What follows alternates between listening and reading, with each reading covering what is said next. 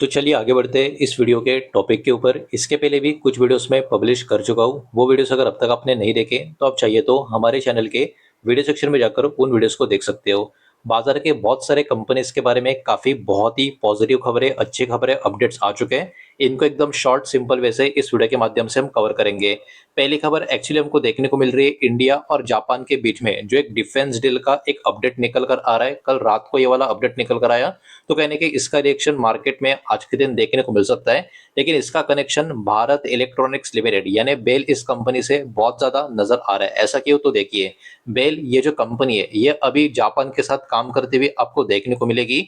Unicorn Naval antenna system, इसके लिए ये जो प्रोजेक्ट है इसमें इंटीग्रेशन और प्रोडक्शन पूरा का पूरा सिस्टम का इन्वॉल्वमेंट होता हुआ आपको नजर आएगा।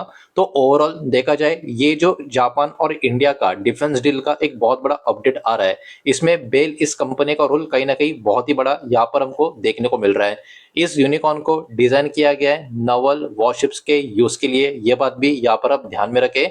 साथ ही साथ इन सिस्टम का जो कनेक्शन या रिलेशन जो आपको देखने को मिलेगा वो actually stealth capabilities Indian navy के जो वॉरशिप्स है उनको इंप्रूविंग करने के ऊपर इसका पूरा का पूरा फोकस यहाँ पर बना हुआ है।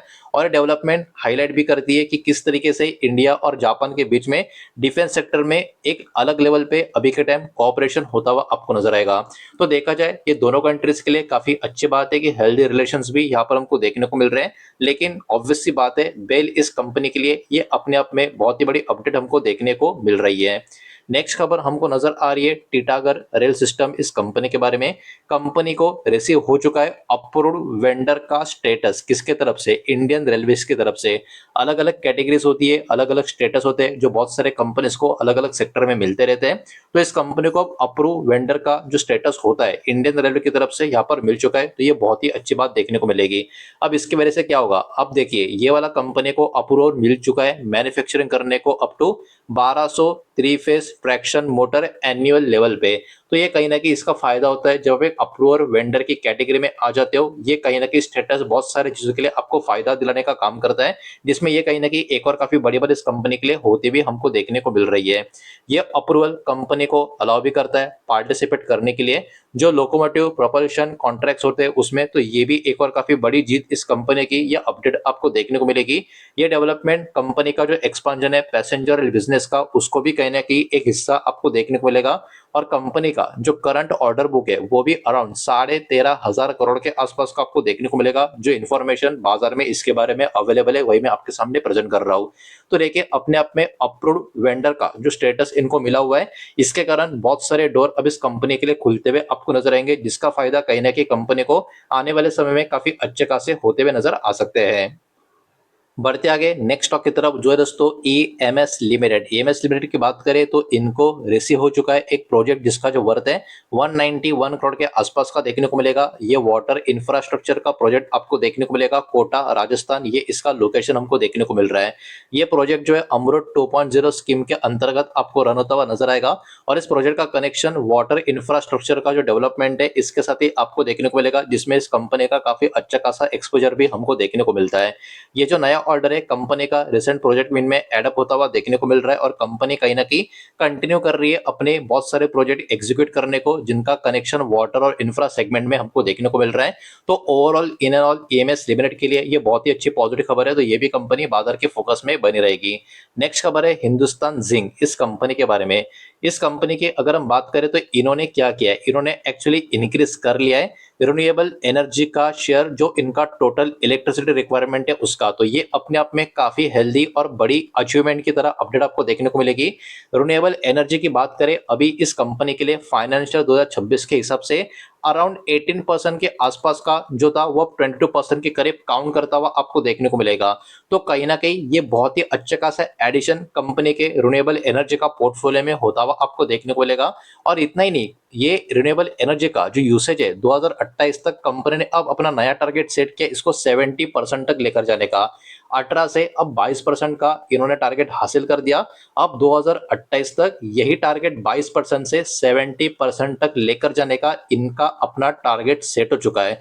तो ऑब्वियस सी बात है ये टारगेट अगर सेट हो जाता है तो स्टॉक में भी उस समय तक काफी अच्छी खासी पॉजिटिविटी हमको नजर आ सकती है।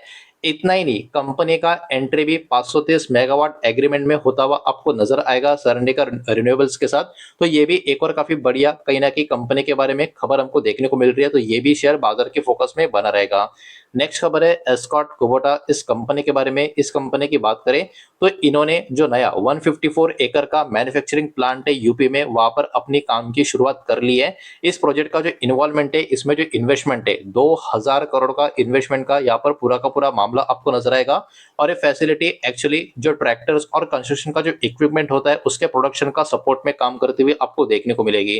तो ओवरऑल ये बहुत ही अच्छी अपडेट इस कंपनी के लिए आपको देखने को मिलेगी, और इस सब कुछ कंपनी का जो मैन्युफैक्चरिंग एक्सपेंशन का प्लान है इसी का ही हिस्सा आपको देखने को मिलेगा। और ये जो नया फैसिलिटी अब कंपनी का पूरी तरीके से शुरू हो चुका है, एक्सपेक्ट किया जा रहा है कि इसके कारण कंपनी का प्रोडक्शन कैपेसिटी भी इंक्रीज होगा, जिसका ऑब्वियस सी बात है काफी पॉजिटिव रिफ्लेक्शन कंपनी का जो फाइनेंशियल स्टेटस है उसमें भी आता हुआ नजर आ सकता है।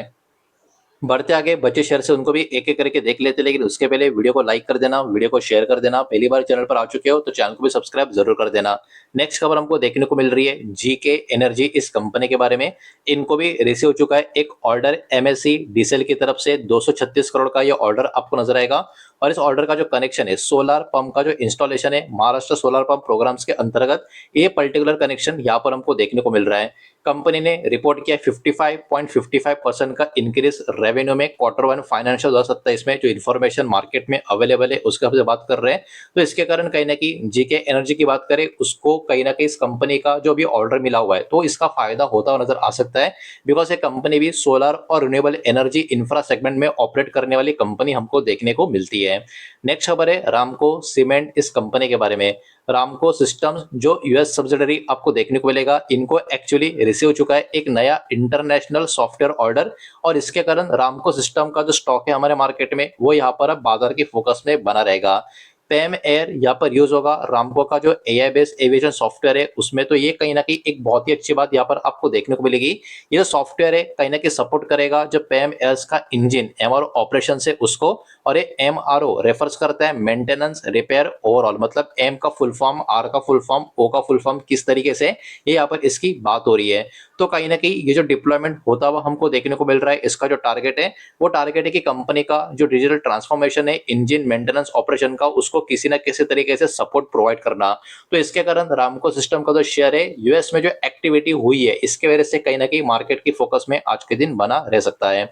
नेक्स्ट खबर देखने को मिल रही है एचईजी, इस कंपनी के बारे में। बहुत ही इंटरेस्टिंग खबर है, इस कंपनी को रिसीव हो चुका है अप्रूवल किसकी तरफ से, एनसीएलटी की तरफ से, और ये पर्टिकुलर अप्रूवल डीमर्जर से कनेक्टेड आपको नजर आएगा। तो ध्यान से इस खबर को जरा समझने की कोशिश करना।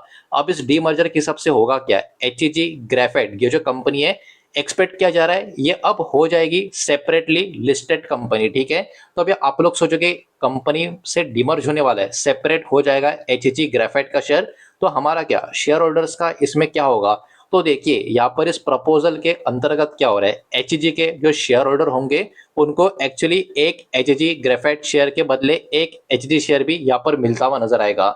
तो ये भी मामला यहाँ पर पूरी तरीके से सेट हो चुका है, ये बात भी यहाँ पर आप ध्यान में रखें। तो कोई लॉस तो यहाँ पर शेयर होल्डर्स को देखने को नहीं मिलेगा। डेवलपमेंट कंपनी का जो कॉर्पोरेट रिस्ट्रक्चरिंग का प्रोसेस है उसके अंतर्गत होता हुआ हमको देखने को मिल रहा है। तो अगर आपके पास एक कंपनी का शेयर है, कहीं ना कहीं आप और भी सारी अपडेट आने वाले दिनों में आती रहेगी, उससे आपको जुड़े रहना होगा। नेक्स्ट खबर हमको देखने को मिल रही है प्रेम्स जॉनसन, इस कंपनी के बारे में। प्रेम जॉनसन इस कंपनी की बात करें तो इनको रिसीव हो चुका है कोल सप्लाई का कॉन्ट्रैक्ट कोल इंडिया सब्सिडरीज के तरफ से। तो ये भी अपने आप में काफी बड़ी अपडेट इस कंपनी के लिए हमको देखने को मिलेगी। अब ये जो कॉन्ट्रैक्ट है ये ईस्टर्न कोलफील्ड और साउथ ईस्टर्न कोलफील्ड की तरफ से आपको देखने को मिलेगा। और इस कॉन्ट्रैक्ट में क्या क्या कवर है, सप्लाई करना है 1.28 लाख टन का कोल एनुअल लेवल पे। अब देखिए ये जो कॉन्ट्रैक्ट का अनाउंसमेंट हुआ था ये कल के दिन हुआ था, और इसके कारण ये वाला शेयर कल के दिन काफी बड़ा मोमेंटम दिखा भी दिया था।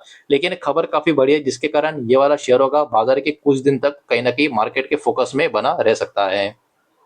तो यही सारा डेटा इस वीडियो के माध्यम से आपके सामने प्रेजेंट करना था। जो भी डेटा मैंने आपके सामने प्रेजेंट किया है सब कुछ एजुकेशनल इन्फॉर्मेशनल न्यूज पर्पस के हिसाब से ही है। किसी भी तरीके का इन्वेस्टमेंट का एडवाइस या स्टॉक का रिकमेंडेशन मैं आपको दे रहा नहीं हूँ, ना ही मैंने आपको दिया है। इस बात को भी यहाँ पर आप ध्यान में रखें। उम्मीद करता हूँ वीडियो समझ आया होगा, पसंद आया होगा तो वीडियो को लाइक करें, दोस्तों से शेयर करें। पहली बार चैनल पर आ चुके हो तो सब्सक्राइब भी कर देना, और कोई भी स्टॉक में निवेश करने से पहले खुद की स्टडी रिसर्च जरूर करें, फाइनेंशियल की सलाह जरूर है। मिलते हैं नेक्स्ट वीडियो में, धन्यवाद।